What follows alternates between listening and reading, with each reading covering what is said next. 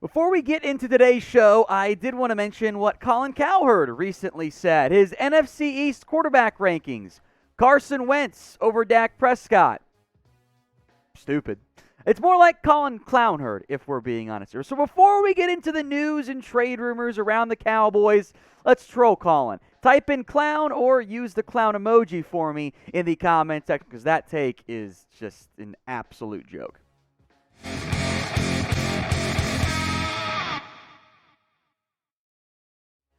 This is the Dallas Cowboys Report by Chat Sports. I am Tom Downey, here with some Cowboys news involving linebacker Jabril Cox. Some of you guys in the past have asked, hey, what's up with the recovery? Well, Stephen Jones has chimed in and offered some fairly significant insight, saying the rehab is going great and that the expectation for Jabril Cox is that he replaces Keanu Neal as one of the Cowboys' weak side linebackers this year. That is the hopeful outcome for Dallas and would be ideal for the Cowboys as well. Cox was not an elite run defender at LSU, but he was great in coverage. He also didn't play that much because of the unfortunate torn ACL he suffered, and had he been healthy, I think we would have seen more of Jabril down the stretch last season. As things sit right now, Jabril Cox is your linebacker 3, with the hope that he could emerge as more than linebacker 3. Also acknowledging that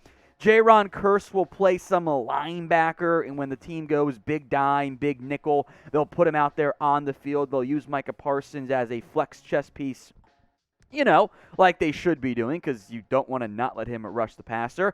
I would be looking for one more guy. Maybe it's a day 3 pick, just like Jabril Cox was, but I do have high expectations for Cox. I loved Cox pre-draft phrasing, but he was a good football player. I thought you could have, if you had taken a guy like Surtain or J.C. Horn, had they fallen to you, I would have taken Jabril Cox 3rd round. Instead, the Cowboys got him all the way down there in the 4th round. So, coming off the ACL tear, having barely played, you don't want to over-rely on Jabril Cox. That's why I wouldn't mind spending a draft pick or adding another veteran, which we'll, talk about, I'm sure, in the future. But I have high hopes for Cox in 2022.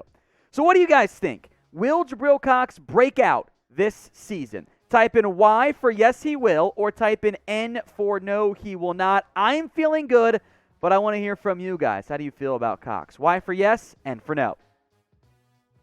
Only mostly dirty in that entire conversation there. All right, Bobby Wagner. We talked about him a lot here on the channel, understandably so, but we also knew this wasn't going to happen. And if you had remaining hopes out there on Wagner, Stephen Jones silenced those in only Catboy form. Wagner reportedly wants 1 year, $11 million. I don't know if he's going to get that, but the Ravens and Rams are much more in the mix than the Cowboys are. Here's what Stephen said at the NFL League meetings, ownership meetings this week down in Florida. Obviously, Dan's had a history with Bobby and knows him well, so you look into it. He's great. He's a great football player, Hall of Fame type player. But as it turned out, it didn't work out for us. Allow me to translate what Stephen Jones means here. We did our due diligence, but it didn't fit. There wasn't enough pie for us to have Bobby Wagner on this team. There is an incredible irony in one breath calling Bobby Wagner a great player, a Hall of Fame player, and then also saying, yeah, but it didn't work out for us. It's wild, man. In the end, Wagner's asking price was too high. Didn't fit the Cowboys' self-imposed budgetary limitations. It's what they do. They were never going to pay Wagner $11 million. The hope was that he would take less to come to Dallas, which the Cowboys believe every player should do, which is just incredible arrogance, by the way. Didn't work out. Okay, Cowboys asked for Bobby Wagner. Stephen Jones, if we got Bobby Wagner home, it's Leighton Vander Esch and maybe another stopgap veteran there. So what is your one-word reaction to Catboy Stephen Jones' comments on Bobby Wagner? How do you feel about what Catboy had to say about Wagner? Sound off in the comment section. And speaking of caps, that's why I did it this way, draft hats are available. Caps, if you will. Get it? Get it? It's funny, kind of, sort of. Chatsports.com/CowboysDraft will take you right to the draft hat link. I don't like the white-on-white text. The blackout version, though, I actually like quite a bit. Kind of saved what would have been another run of bad draft hats this year. Go get yours today. at chatsports.com/Cowboys Draft. Lots of different prices and costs and fits and styles. Go check out the full allotment. Chatsports.com/Cowboys Draft. That link, by the way, will be in the comment section and it'll be in the description. Earlier today, Bleacher Report put out 3 draft trade ideas for the Dallas Cowboys, possibly inspired by my own video that we did yesterday. Either way, I wanted to break down each trade and discuss how it impacts the Cowboys hypothetically from a draft standpoint, how realistic it could be.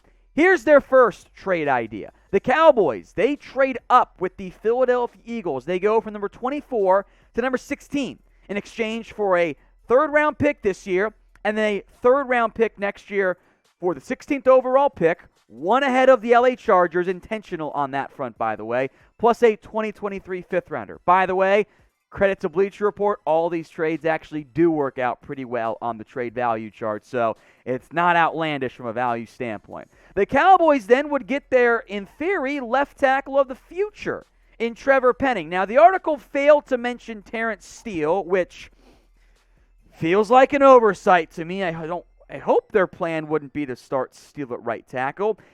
Penning was a dominant run blocker for Northern Iowa. I didn't love him that much in pass protection. He's a guy coaches are going to love. High-end athlete.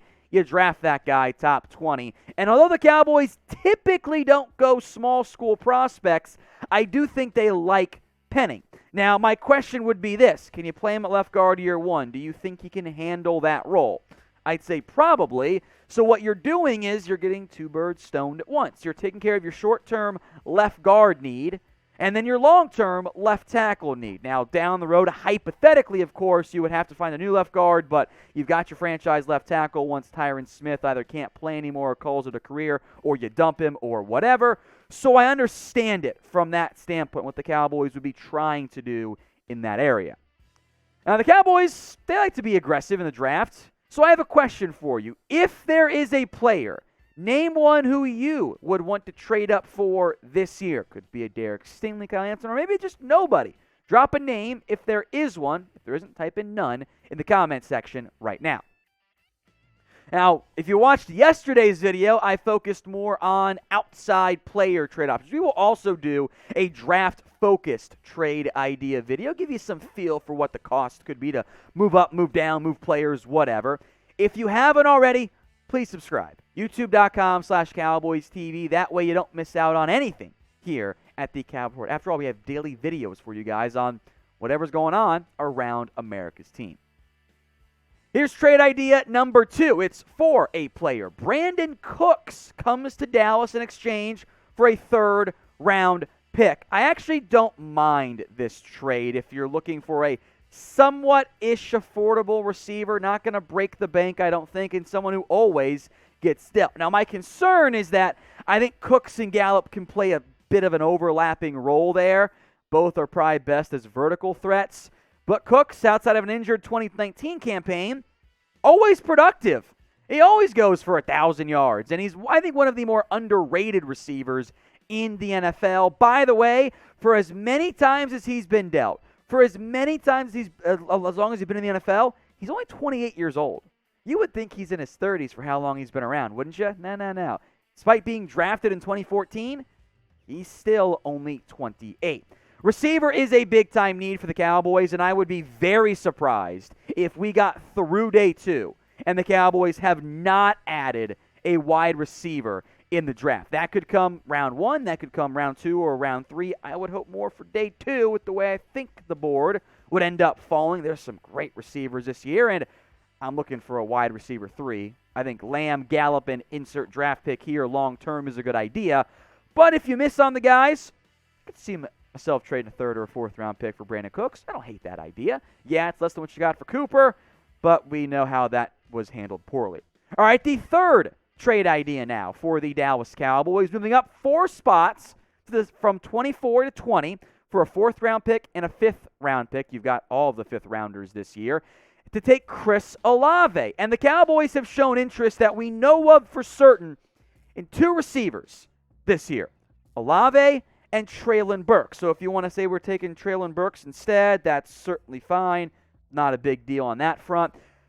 I don't love the idea of moving up for a receiver. If you stand pat, there's going to be a really good football player for you on the board, I believe, at number 24. So if you are in love with Burks or Olave and the receiver class is not going your way in terms of guys are going early, then I could see it.